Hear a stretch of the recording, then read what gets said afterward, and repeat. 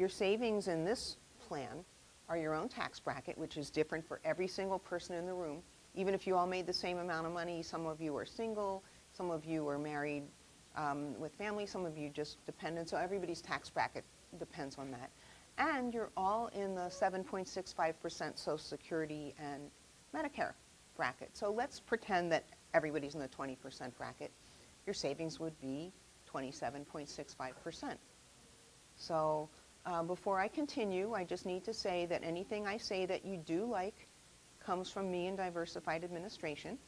Anything I say that you do not like comes from the Internal Revenue Service. So, but what they've done here is they said, we're going to give you a tax break in exchange for following some rules. And then it's up to everybody here to decide, do you have any of the expenses that they allow the tax break on? And is it worth the IRS rules to get the extra savings and take that money home and spend it on whatever you want? So that's what I'm here today to help you figure out. So there's two basic parts to the Section 125 plan. The first part is dependent care, meaning I pay somebody to watch my kids so that I can work. And the second part is medical expense reimbursement. So let's talk about dependent care first. Anybody in this room pay someone to watch a child so that they can work? Okay, several of you. Huh? Yeah. Yeah, then you do. So there's two ways to get a tax break on that. So you've got two possibilities of winning. How many kids do you have in daycare? One. And how about you? Three. Okay. So, well, there's a different answer for both of you. With one child, the most you can get on your tax credit, which could be up to 20% but not higher, is you look at the first $3,000 of your expenses. In the Section 125 plan, you look at the first $5,000 of your expenses at the higher savings rate. So that makes it an automatic no-brainer, and you automatically win. When you have 3 children in daycare, the most that you can get from the Section 125 plan is still just $5,000. The most that you can get in the tax break is $6,000. What we usually recommend for people that are making more than, and you don't have to tell me your numbers, single parent, $25,000, married parent, $35,000 jointly. If you're making less than that, stick only with the tax credit. If you're making more than that, you would want to put the first $5,000 into the Section 125 plan. Why? Because the tax break is bigger. And then the last $1,000 into, just get the credit on the last $1,000. So the kids are going to be in daycare whether you sign up for this plan or not, so you may as well take more money home. I mean, that's really all it is. For the medical expense reimbursement, the people who are eligible to participate are you and anybody in your tax family. That means if you're married, you can submit expenses for your spouse. And if you have children that are under the age of 26, you can submit expenses for those children as well. And they do not have to be on Early Learning Center's group medical plan. So let's say you're married to somebody whose employer has a different plan and they're with that plan and you're with this plan. Their expenses still count. Or let's say that you joined your spouse's plan and you don't even participate in the medical plan here. You can still participate in the FSA. So it's really cool. Now, every year, the IRS evaluates how much money they're going to let people put aside. The daycare's been $5,000 since my child, who is now 40 and has a 14-year-old son. When I had him in daycare and I was getting the $5,000 through the Section 125 plan, they must think that in the intervening 27 years, that daycare expenses haven't increased. We actually have a lobby that tries to talk to those people, but they're going like this to us. So, but for the medical expense, before Obamacare, it used to be whatever number the employer wanted. When Obamacare started, they made it a maximum of $2,400, but they've gradually been increasing that. So last year, when I was here, the maximum was $2,600. This year, it's $2,650. So not a big leap, but nevertheless, the IRS did did change something, so that was good. Yes, ma'am. So I had a question. You said the medical one is for anybody that is in your tax family. Yes, ma'am. Like if I claim my grandmother lives with me, And she is your dependent for tax purposes? and if I were to claim her as my dependent, Absolutely. Now, the 2650 is not for each individual separately. It's for the family unit as a whole. But you could absolutely do that.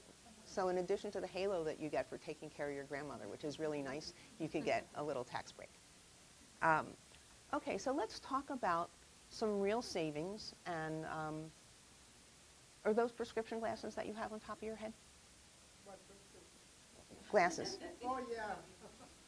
No, because I just put my prescription on top of my desk and I say, where? No, they are prescription they're glasses. prescription. Okay, then you need to come stand next to me. We'll be friends. And I'm going to do some real money with you, okay? So let's say that you needed to replace those glasses tomorrow. You just lost them, and you need. How much would you pay to replace those glasses? Honestly, Honestly. like $300. Okay, well, I have it. And does that include the exam, the eye exam? They're not going to just refill an old Including the prescription. exam. Okay, so here's $300. And what's going to happen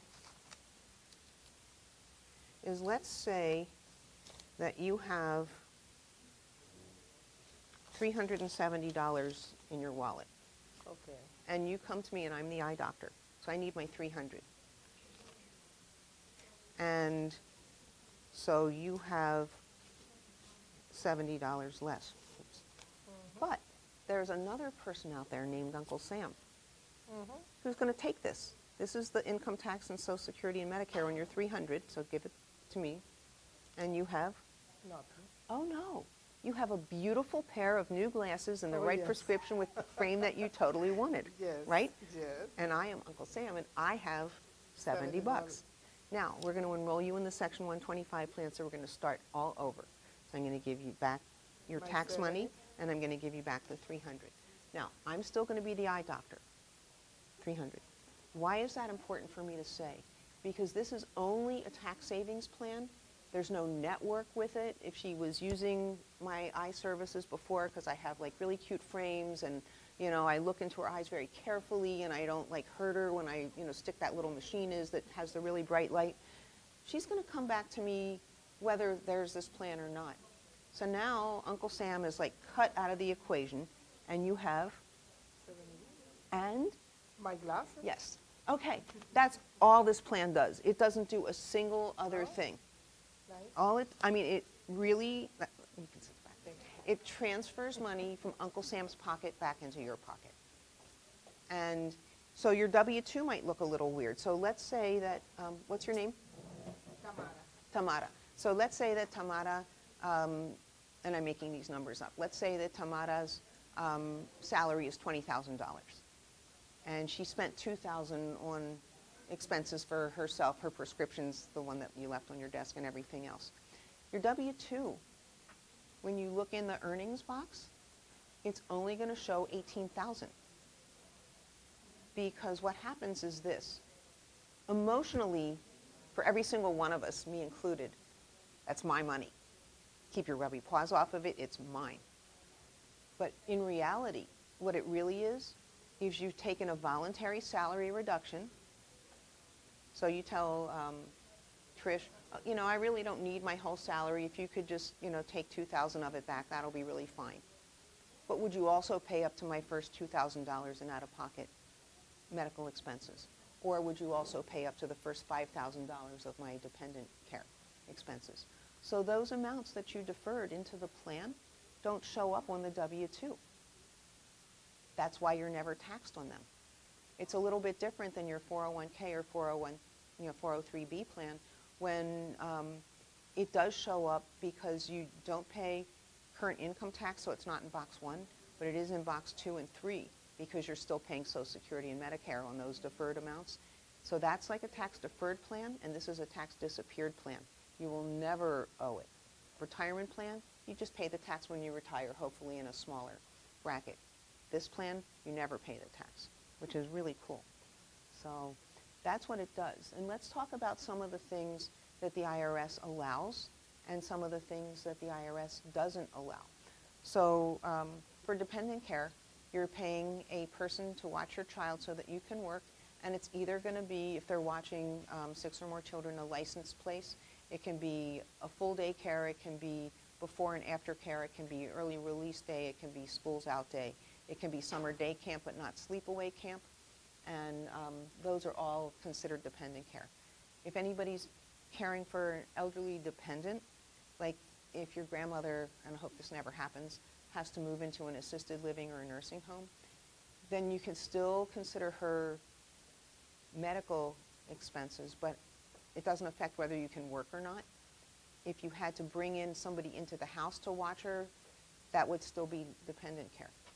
Now, if you're paying somebody like your next door neighbor or something like that, they have to be able to provide a social security number. The IRS doesn't let anybody not able to work in the country be paid, and you also get a tax break. For the medical expenses, there's actually in your booklets, kind of in the middle, what expenses can be reimbursed, and there's an always, a sometimes, and a never, and that's really helpful. So the allowables are a pretty big category. So it's all the legitimate medical expenses, your co-pays, your deductibles, your co-insurance. We don't worry if the doctor that you saw is in the network or out of the network. You could even have been treated in another country, and as long as you translate the dollars on the receipt, the money in the receipt, $2, we can take a look at that also. When I lived in Mexico, some of the stuff didn't agree with my stomach. I went to a clinic a few times there. That would have been a permissible expense. If you're importing medicines from a foreign country, because it's way cheaper than here, the IRS doesn't let you run that through the plan. So, like I said, there's some really good news and some bad news. Let's talk about dental expenses. So my brother's a dentist. I love to say this to him because it aggravates him. And that is, if you go to the dentist and it hurts, it's most likely going to be an IRS-approved expense. Crowns, root canals, that periodontal scaling, when they take those little things and dig it down under your gums, that hurts. So that's something that you could submit for, pre-tax. If you have teeth bleached or teeth whitening or something like that, or you buy the dentist's super duper mouthwash or their own brand of toothpaste, those things are not something that the IRS allows. So, you want brighter teeth, you bleach them, but you can't get a tax break on it. Pretty much all of the vision expenses are permissible. I haven't run across one that isn't, but if it looks like a weird expense, we might, even if you use your debit card, which I'll talk about in a minute, we might ask for substantiation, because more and more and more doctors' offices and, amazingly, dentist offices are sticking more cosmetic stuff in the services that they offer. So they all do Botox and Juvederm and little fillers here and there. Just, hey, while I'm looking in your eyes, let me get rid of these wrinkles for you. And the wrinkle part is not permissible. The eye part is permissible. And then let me give you an example of a treatment that it depends where you are and what it's for. So let's talk about massage. Everybody loves massage. So if it's to treat a physical ailment or injury, it's something you can absolutely run through and get the tax break on. So it works for migraines, it works for carpal tunnel syndrome, it works for, God forbid, you're in an automobile accident, you've got neck pain, shoulder pain, lower back pain, any of those things it works for. If you are on a cruise ship, that's not something you can run through the plan. If it's your birthday or your wedding anniversary, same thing. Now, surprisingly, let's say you have the world's most awful day here and you decide to get a massage to feel better. And you walk out and you're going, you still can't run that through the Section 125 plan, because in the state of Florida, mental health issues are not under the license of that massage therapist. So the IRS actually digs that deep, into, some of the stuff. As we were talking about kind of casually before the rest of you came in, we were talking about the over-the-counter drugs, and the only way that you could get those to be permitted would be if you got a letter of medical necessity, or if your doctor actually wrote you a prescription for that. So let's say you have kind of brittle bones and they don't want to give you like a osteoporosis prescription yet, but they prescribe a bunch of calcium supplement or something like that. Or my husband has kidney issues and he has to take potassium pills. If I take potassium pills, thank God I don't have his stuff. I got my own, but not that. And, so that wouldn't be permissible for me, but with his diagnosis, it would definitely be something the IRS would let go through. But the over-the-counter medical supplies are still all permitted. And I don't know if they did that just because they were rushing through or if they really knew it, they were still saving that benefit for us. But even Band-Aids are something that you can run through. You can do, wrist brace or back brace or neck brace or blood pressure monitor, glucose reader, thermometer, so you can take you and your kids' temperature. Those things are all stuff that the IRS allows. And a good way to find out, what some of it is next time you're at like Walgreens or CVS, if you look at the receipt, it'll have an F next to the things that you can run through the plan. It stands for FSA. If you go to Target, they have an asterisk, and then if you look down, it says health item. And then BJ's and Walmart have their own symbols that also say health item. Now, if you go to Publix, it'll pretty much say RX.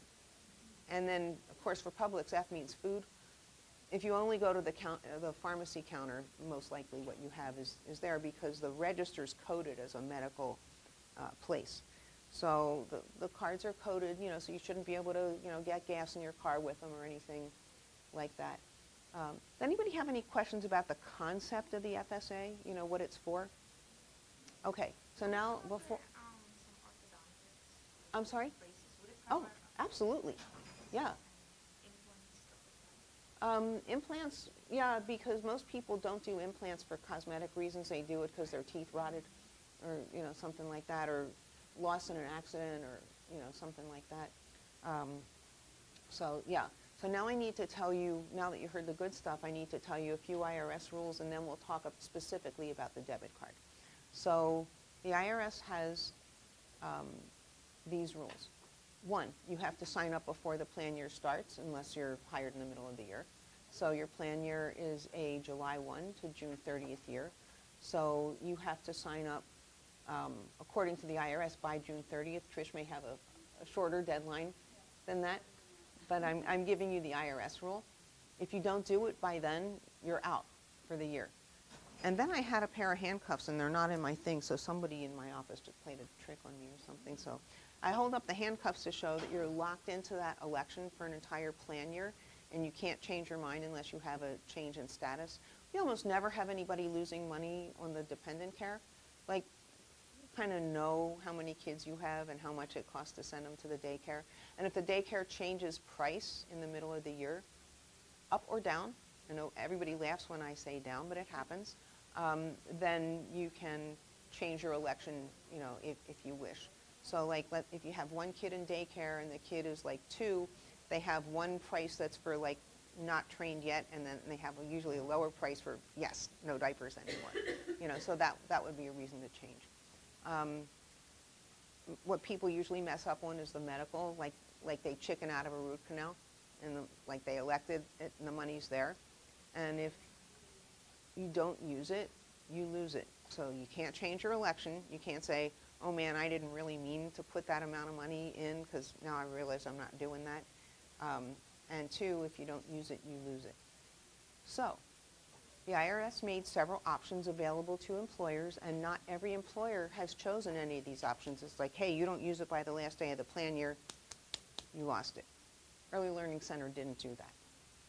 They did what I think is the best possible combination of ways to help you not lose your money. For the dependent care, there's only one choice, and that's to extend the plan year 2 months and 15 days for claims purposes only. So let's say you elected all 5,000 and you only spent 4,500, and you know that next year they're going to summer day camp. The first 500 of that can go in and close out the previous year. We don't really see very many people doing that because daycare costs more than the allowable amount, so it's kind of a moot point, but it exists. For the medical expense reimbursement, any amount that you have remaining in your account that's over $500 would be lost. $500 can roll over into the next plan year, and you can use it the next plan year. And so again, not every employer chooses that. I think, Early Learning Center really bent over backwards to give you the best possible combination of benefits within the framework that the IRS allows. So let's say that, let's say my prescriptions cost $100 a month, and I don't have anything but that, and I put in $2,400. And then I read the fine print in my health plan, and I realize that if I use their mail order, and I'm just making this up, I don't know if your health plan does this or not, I can get a 90-day supply for 2 months copay. So I'm saving $400 over the course of the year by just using my health plan smarter. And let's say I don't have any other possible expense. That $400, because it's under $500, will roll over into the following year. And then I make my following year election accordingly. Yes, ma'am. I just wanted to add something.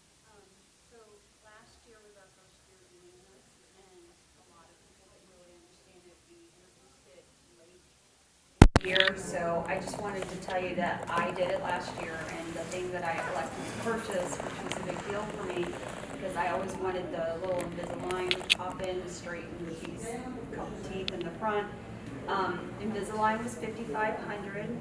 I found another company to do it for $1,700 with the retainer at the end. So I elected the $1,700 through Diversified, and with the amount that I saved, I wound up paying $1,275, which is, again, and Susan's bringing all these examples up, but what she's not telling you is, remember, we're not having to pay, we're not having to do any kind of credit check. You're paying the money up front, and we're taking it from you in 26 installments throughout the year. So it's like you got a payment plan without having anybody check your Equifax beforehand. So I paid $126 over the course of the year, $1,275, when the first person I went to go see told me $5,500 for braces, and that you could make payments and interest and all of this. So not only are you getting the tax benefit, but you're having it deducted from your check in 26 installments because it's front-loaded money. The medical side is anyway. Right, yeah, the medical side is front-loaded, of course, if it is not. It must have been 2 different committees that worked on it. But the reason the medical part is front-loaded like that is because the IRS looks at the medical FSA as a group medical plan. And so, like, if your plan renews July 1 and you go to the hospital, let's say somebody here has a baby and they, they've only had 1 month premium for you, and they're already shelling out, all this money to the hospital and the obstetrician and the anesthesiologist and, blah, blah, blah. It is what it is. And then if you don't go back to work because you decide to stay home, with the baby, the health insurance company just doesn't get any more premium, but they shelled all that out. And so that's what happens, here. And so, it's nice. Let's say that you were going to get,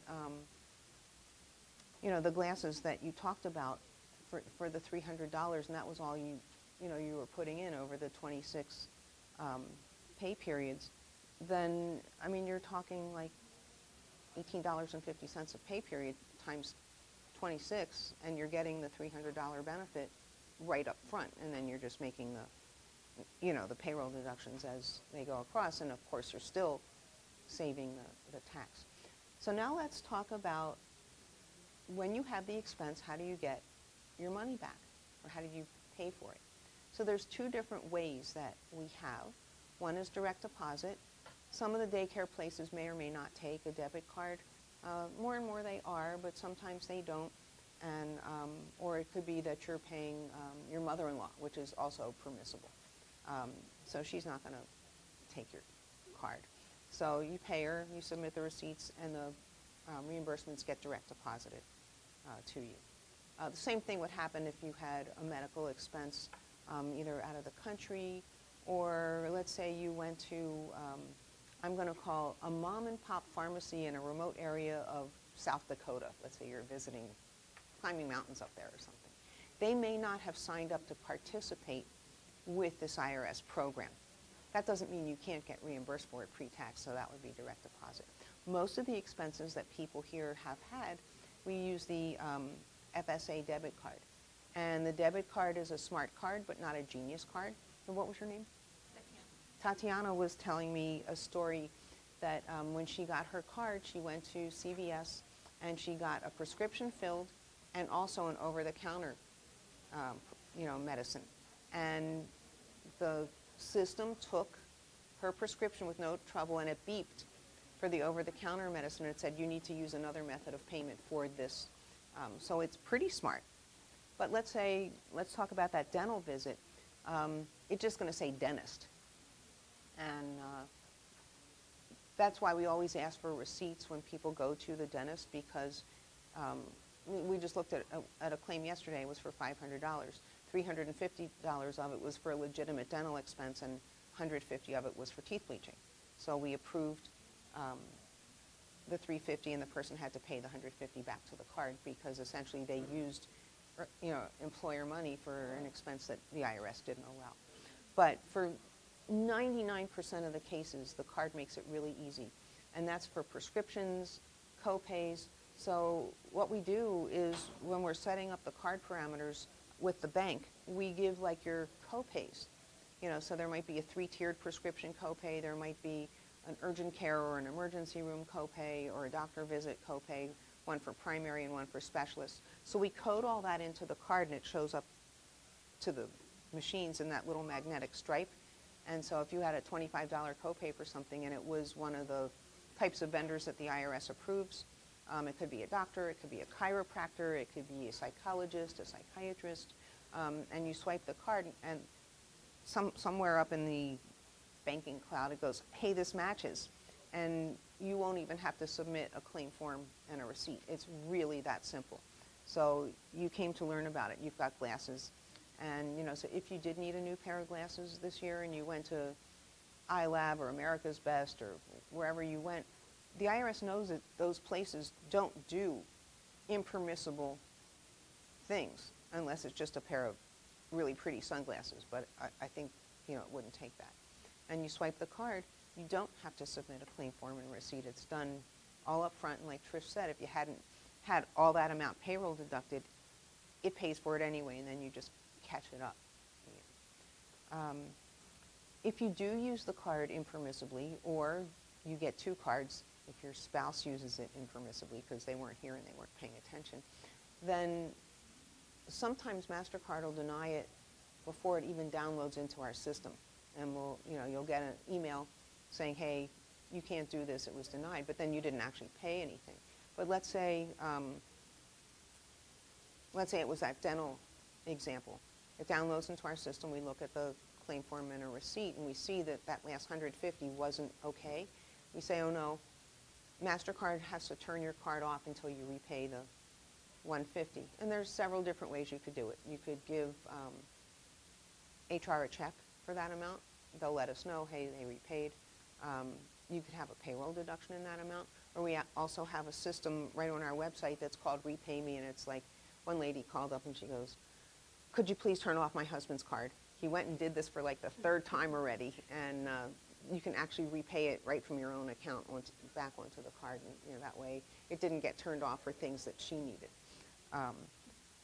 So now I will stop and ask for questions. Can you just reiterate about how the dependent care cost is as you go versus the medical? Sure. So the IRS, like I was saying before, they look at the medical part of the FSA as a group medical plan.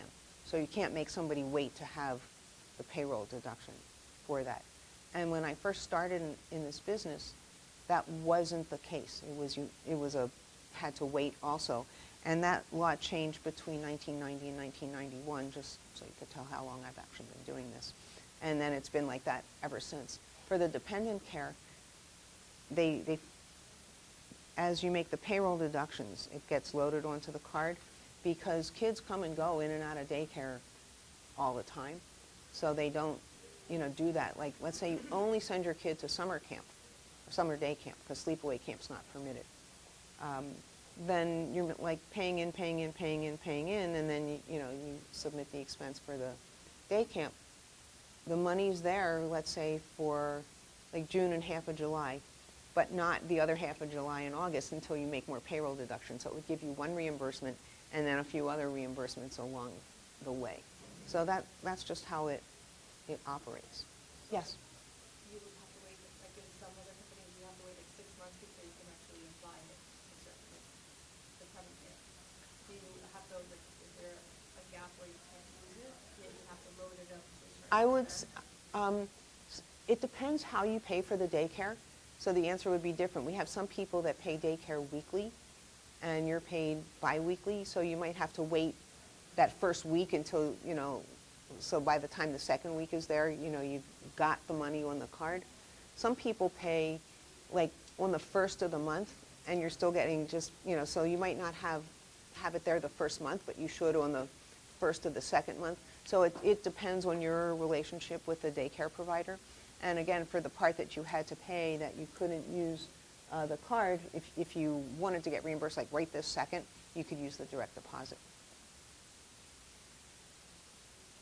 And when we set up the contributions, we actually set them up, to automatically post in the system on the day that you get paid, so that you're not waiting extra time to get that done. I think people are used to that, so I haven't heard any complaints from users. Also, I think before 1994, you used to be able to submit an annual claim for dependent care, and then they changed the law on that as well, and you have to submit it for, when you want to get reimbursed, but not for a time period that you didn't incur. So let's say that you're in daycare for 6 months, and then grandma comes down and she's not charging you anything, and so you don't have that anymore. You can change your election to 0. But I can just provide my receipt and I should be able to get reimbursed. If you pay her. Yeah. No, the daycare. Let's say I make 3 installments to the school, private school, whatever, and then you can decide to make 2 tuition payments for you. Obviously, I'm not gonna have that with my contribution, whatever it is. Let's say my school is $20,000 and you have 3 kids. Obviously, let's say I decide only to pay 1. I can, whenever I get to that amount, I can decide to get reimbursed. Sure. So I just see the tax benefit. Absolutely. That's the only thing I'm Yeah. getting. Yeah, a tax benefit is the only thing you're getting out of this, Correct, because, I would have to wait until I reach that threshold. Right. before I could actually receive it. yes. Any other questions? Without health insurance, we have gap insurance, which allows for certain reimbursements. Say that again? We have a gap insurance, which allows for certain reimbursements. If we go see a specialist, then I pay $45 for a specialist visit. Then I think $20 or $25 I can receive back when I submit the claim for that. So if I pay with this debit card, that reimbursement will go back to that card. Yes, and you still get the Colonial Life. Colonial is a separate thing. So we're paying for you. Yeah, you just can't double dip. You can't get a reimbursement and get the tax break. Right, so it's going to go back to the card. Right. Or you would have to tell us, and we'll make it happen.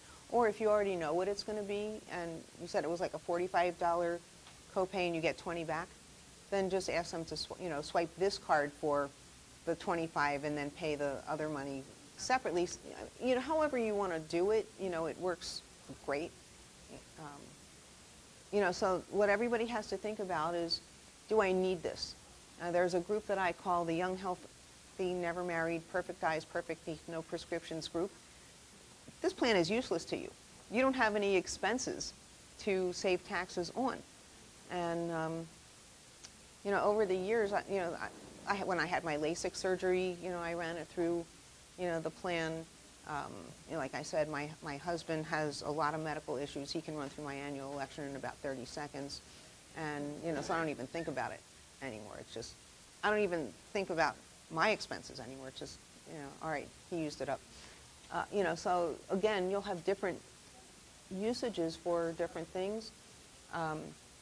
If your doctor changes your prescription, like in the middle of a plan year and it costs less, that's not something that you could change your election for. The status changes are exactly what you've heard for your entire working life everywhere. If you get married, if you have a baby, if you adopt a child, if somebody becomes your dependent through court order, those would be adding a dependent. You can change your election. Losing a dependent, usually that's awful. It's something like death or divorce, which are all sad things. It could be something triumphant, however. Kid finally grows up, moves out, isn't 26 anymore, not my dependent, not my monkey, I don't have to. So that would be, something that you could change the election for. Dependent care. Let's say you forgot elected for the whole year and your kid becomes 13, which is the maximum age of dependence for dependent care. Then you can change your election back to 0 because you don't have a qualifying dependent. It isn't too much anything else, and in the summary plan description that everybody will get blast emailed, there's some, what I'm calling weird circumstances that could happen if Trish changed your health insurance in the middle of the year and none of your doctors were on that network and you wanted to drop that and get another plan somewhere else. Things like that are permissible. But mostly it's if you add or subtract a person from your tax family, then that would be a reason that you could change your election.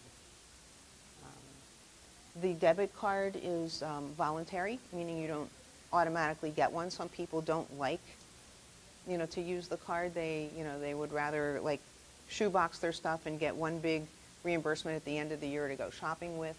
Some people wouldn't do the plan if we didn't have the debit card. Everybody's personality is entirely different. So the last thing I need to mention is how in the world do you keep up with your account, the information? And so we've got 2 ways for you to do it. One, we've got the website, and all the web address and how to access everything is in here. And if you've never gone on and created an account, there's a little white sheet right in the front of your packet that's not part of it because it's different for every employer. And the first time login instructions are right here, and you have to enter your employer code to actually get on. And then once you're in, then for the very first time, you choose a username and password. And then if you forget your password, you can call us up and ask us to reset it back to 0, but we can't tell you what the password is because nobody tells us. The other thing that you can do is you can access your account on your phone. So you can check all your benefits. You can even submit a claim through your phone. If you, like go to the claim section and then, submit the claim, and then you take a picture of the receipt with the picture thing on your phone and attach it to the form that sending us. And you can check your card activity, everything. So it's really easy to do. The people that have used it, really like it. So and you can always, of course, call or email us and say, all right, I'm like not a computer whiz here, and I just need somebody to tell me how much is left in my account. Be happy to do that. Our phone system has like extensions or departments. So it'll ask you, like for the FSA, it'll say, like, are you calling about a claim or are you calling about your account balance? Press this number, whatever it is. If you try and call me at my extension, it's just liable to be frustrating because I'm not there 90% of the time. I'm somewhere else. And I have a whole dedicated team to doing nothing but working through your FSA and answering the questions. So it's better to call them about this than me. Of course, if I happen to be there and you call me, I can look it up and answer it. But I'm not the one hands-on every day that may know your claims personally. So we also I think everybody here is speaking English, but if you have somebody that prefers Spanish, in that department I have 2 bilingual people, so besides me. And any other questions? You're quite welcome.